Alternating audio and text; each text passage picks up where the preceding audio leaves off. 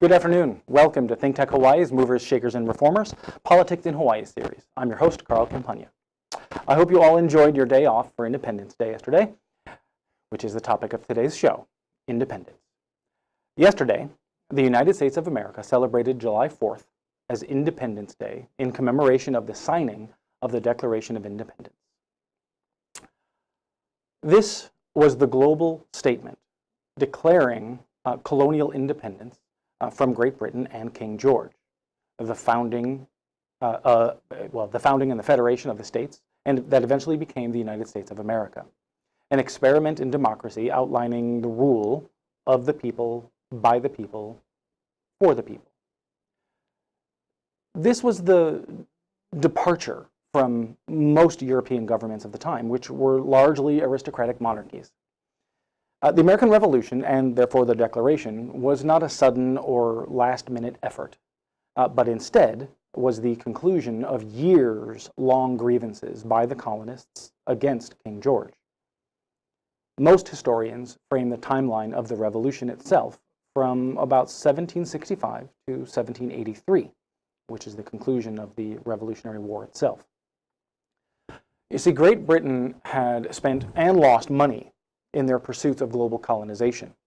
So they turned to their colonies to pay for these losses. As you'll see in these pictures here, all of these losses leading to grievances, which included the passing of laws, such as the Quartering Act, which was forcing the colonies to house British soldiers, taxation without representation, including the Stamp Act and the Tea Act, which led to the Boston Tea Party, and many others, including illegal search and seizures, lack of fair justice in trials, and so many more. These led to refusals by the colonials, and then rebellion, which was followed by the king sending more military troops to control the colonies, really as a police action, which led to more unrest, eventually leading to the shot heard round the world, perhaps the first one of that reference. But what we're referring to there is the shot at Lexington and Concord in Massachusetts on April 19th, 1775. This being the act that most consider the beginning of the Revolutionary War itself.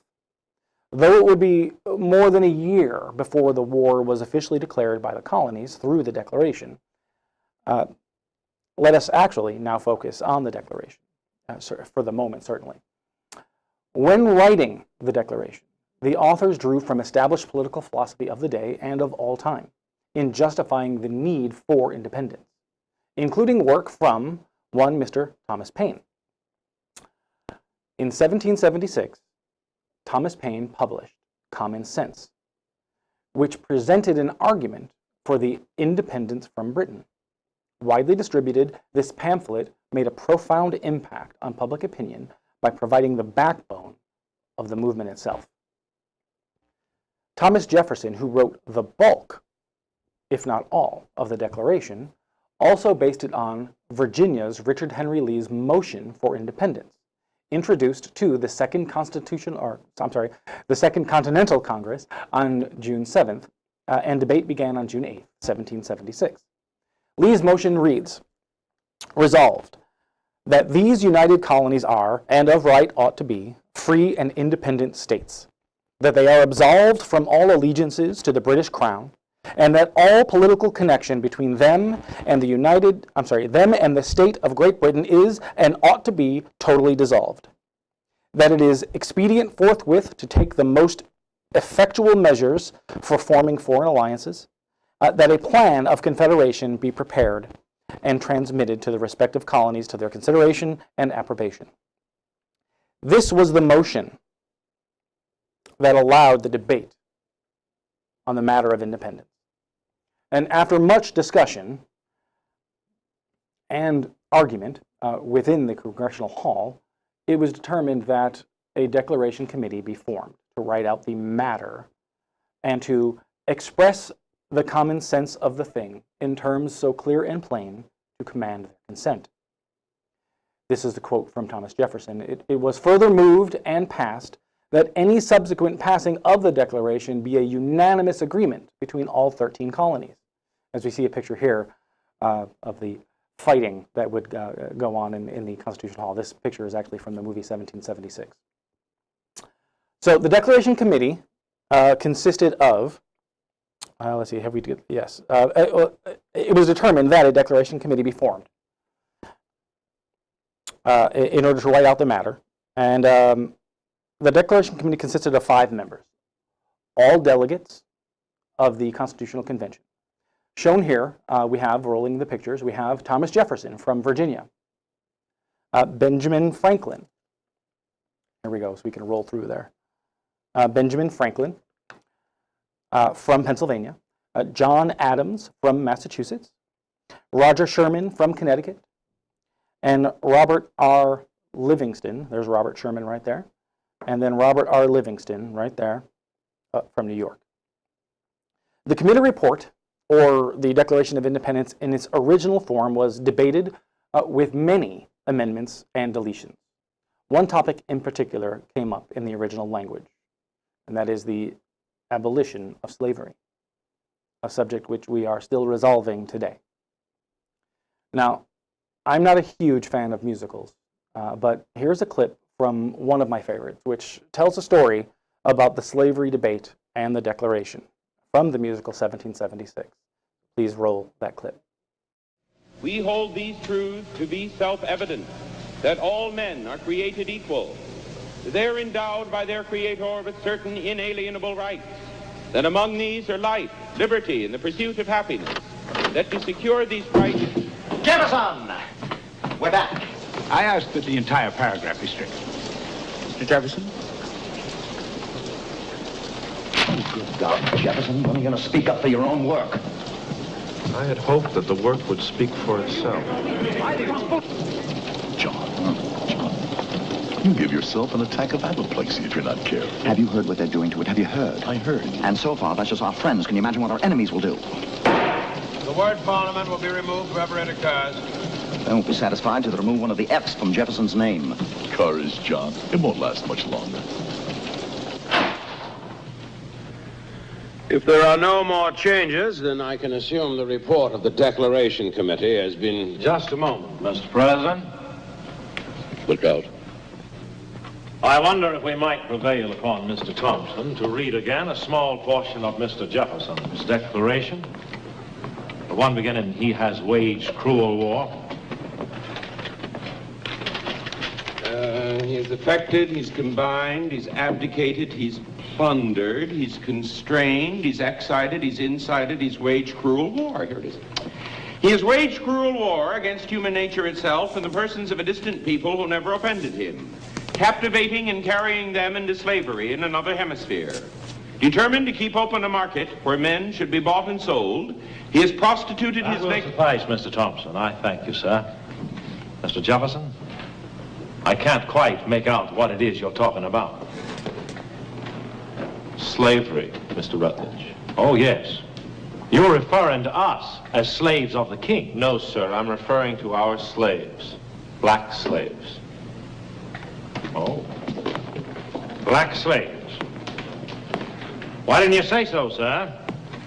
Were you trying to hide your meaning? No, sir. Just another literary license, then. If you like. I don't like at all, Mr. Jefferson. To us in South Carolina, black slavery is our peculiar institution and a cherished way of life. Nevertheless, we must abolish it. Nothing is more certainly written in the book of fate than that this people shall be free. I am not concerned with the book of fate right now, Mr. Jefferson. I'm more concerned with what is written in that little paper there. That little paper there deals with freedom for Americans. Oh, really? Mr. Adams is now calling our black slaves Americans. Are they not?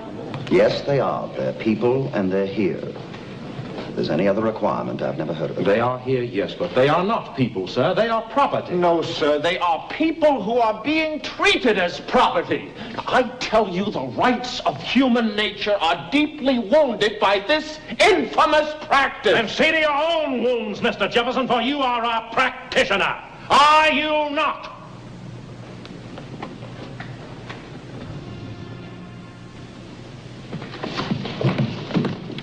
Mr. Rutledge, please.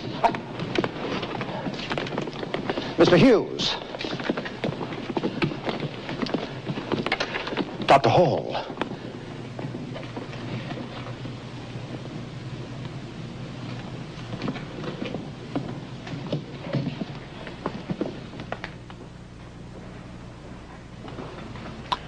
We have no choice, John. The slavery clause has got to go. Franklin, what are you saying? It's a luxury we can't afford. A luxury? 500,000 souls in chains, and Dr. Franklin calls it a luxury. Maybe you should have walked out with the South. You forget yourself, sir. I founded the first anti-slavery society on this continent. Oh, don't wave your credentials at me. Perhaps it's time you had them renewed. The issue here is independence. Perhaps you've forgotten that fact, but I have not. How dare you jeopardize our cause? Maryland says yay. But we've Virginia. come so Virginia far. says yay. Virginia says yay. North Carolina. North Carolina yields to South Carolina. South Carolina? Well, Mr. Adams? Well, Mr. Rutledge. Mr. Adams, you must believe that I will do what I promised to do.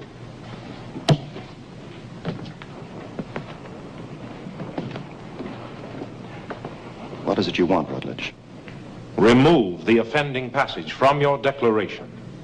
If we did that, we would be guilty of what we ourselves are rebelling against. Nevertheless, remove it, or South Carolina will bury, now and forever, your dream of independence. John, I beg you consider what you're doing.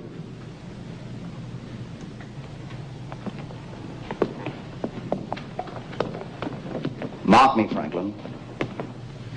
If we give in on this issue, posterity will never forgive us. That's probably true, but we won't hear a thing. We'll be long gone. Besides, what will posterity think we were? Demigods?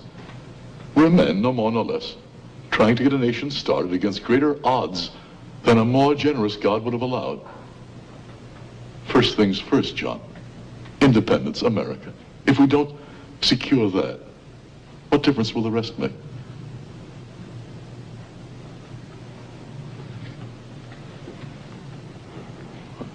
Jefferson, say something. What else is there to do? Well, man, you're the one that wrote it. I wrote all of it, Mr. Adams.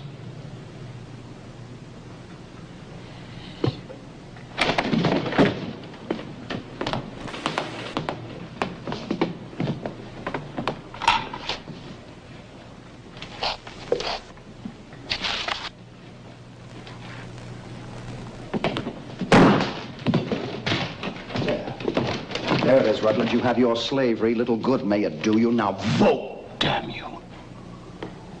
Mr. President, the fair colony of South Carolina says yea. Powerful, I think. Thank you, and I apologize for the quality of that clip there. If it was distracting, once again, I apologize.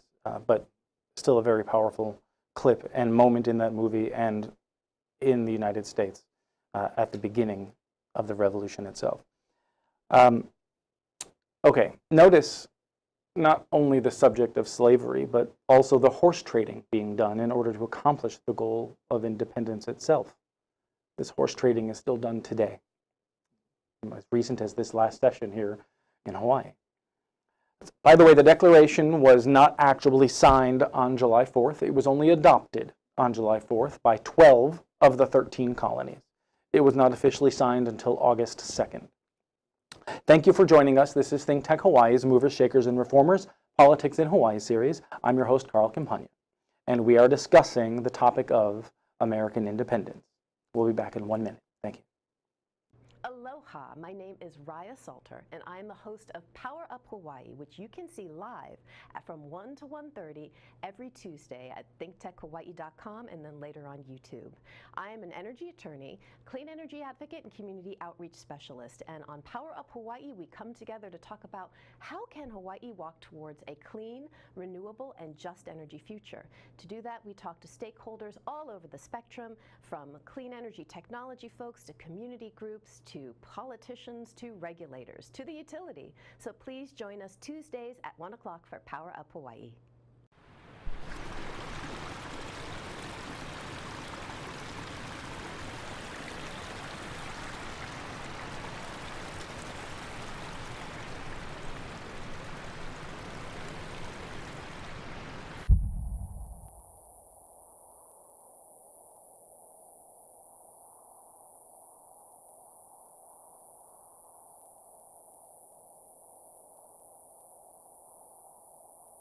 You're doing fine, just following along and adding in the pictures as we go. So welcome back to ThinkTech Hawaii's Movers, Shakers, and Reformers Politics in Hawaii series. I'm your host, Carl Campagna. And today we are discussing American independence. In the previous segment, we discussed the circumstances leading up to the writing and passing of the Declaration of Independence. But that was truly just the beginning for the burgeoning new country. Independence was not about to be given, but instead must be taken. And King George was not about to let the American colonies go without a fight. From April 1775 to July 1776, the British focused their efforts on a policing action intended to get the colonists back in line with a combination of force and lenience. This did not resolve the conflict, as the basis for the colonists' descent, defined and enumerated in the Declaration of Independence, galvanized the colonies. Because it has never been more important than now to recall the intent, here is an excerpt from the Declaration of Independence. The unanimous Declaration of 13 United States of America, July 4th, 1776. When in the course of human events it becomes necessary for one people to dissolve the political bands which have connected them with another, and to assume among the powers of earth the separate and equal station to which the laws of nature and of nature's God entitle them, a decent respect to the opinions of mankind requires that they should declare the causes which impel them to the separation. We hold these truths to be self-evident, that all men are created equal, that they are endowed by their Creator with certain unalienable rights, that among these are life, liberty, and the pursuit of happiness. That to secure these rights, governments are instituted among men, deriving their just powers from the consent of the governed. That whenever any form of government becomes destructive of these ends, it is the right of the people to alter or abolish it, and to institute new government, laying its foundation on such principles and organizing its powers in such form as to them shall seem most likely to affect their safety and happiness. We, therefore, the representatives of the United States of America, in General Congress assembled, appealing to the Supreme Judge of the world for the rectitude of our intentions, do, in the name and by authority of the good people of these colonies, solemnly publish and declare that these united colonies are, and of right ought to be, free and independent states. And for the support of this declaration, with a firm reliance on the protection of divine providence, we mutually pledge to each other our lives, our fortunes, and our sacred honor. With this document, the 13 colonies were now committed to revolution. Now, of course, the Continental Army at the time was made up of mostly farmers, some merchants, and young boys. There was not a regular professional army. There were only the remaining soldiers trained by the British, who were now placed in charge of recruiting and training these farmers and boys. And though most fought hard for the cause, there were many dissenters. it was hard to imagine a victory against the well-trained and professional and experienced army from the British Empire. But they had a cause and a purpose, and of course help. So in comes General George Washington, which we'll see a picture of in a moment, leading the Continental Army. For a while, the Continental Army fought according to what was considered the standard rules of engagement for warfare. However, they quickly learned that the British Army was too good to be taken head-on. So, led by Washington, they began to employ various other strategies and tactics, referred to even today as guerrilla tactics. I will see some pictures of these as well. Basically, taking the fight off the battlefield and into the local towns, farms, and forests. This gave the Continental Army the upper hand, providing them the time and the motivational winds to turn the tide and eventually win the war. Of course, the victory would not have happened without the support of France. France played a vital role in the American Revolution as it provided weapons and military advisors to help train the troops. They also countered the British Navy by keeping watch over British ships. Now, what does this have to do with Hawaii? Absolutely nothing.